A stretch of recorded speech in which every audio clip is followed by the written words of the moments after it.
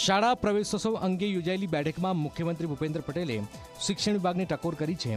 શિક્ષણ વિભાગ કામ કરે તો કોઈ નેગેટિવ બાબત ન રહી જાય તેનું ખાસ ધ્યાન રાખે। કોઈ જગ્યાએ શાળામાં પોપડા પડ્યા હશે કે નળિયા તૂટ્યા હશે તો નહીં ચલાવી લેવાય। ઘણા અધિકારીઓ 10 વર્ષથી શાળા પ્રવેશોત્સવમાં ભાગ લે છે, જેથી આવા અધિકારી સૂચના ન આપવાની હોય કે શું કરવું જોઈએ। મુખ્યમંત્રીએ કહ્યું કે શહેરી વિકાસમાંથી શિક્ષણ વિભાગમાં આવેલા સચિવોના અનુભવનો પણ ઉપયોગ થાય એ જરૂરી છે। આપણે એવું ઈચ્છીએ છીએ કે શિક્ષણ વિભાગ પોતે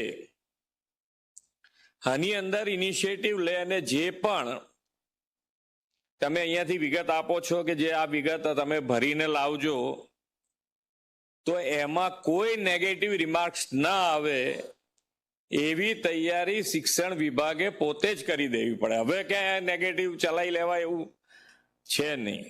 અત્યારે તો શિક્ષણ સચિવ બી શહેરી વિકાસમાંથી કામ કરીને આવેલા છે, એટલે ઉપયોગ જ્યાં સુધી છે ત્યાં સુધી પાકો ઝડપથી કરી લો।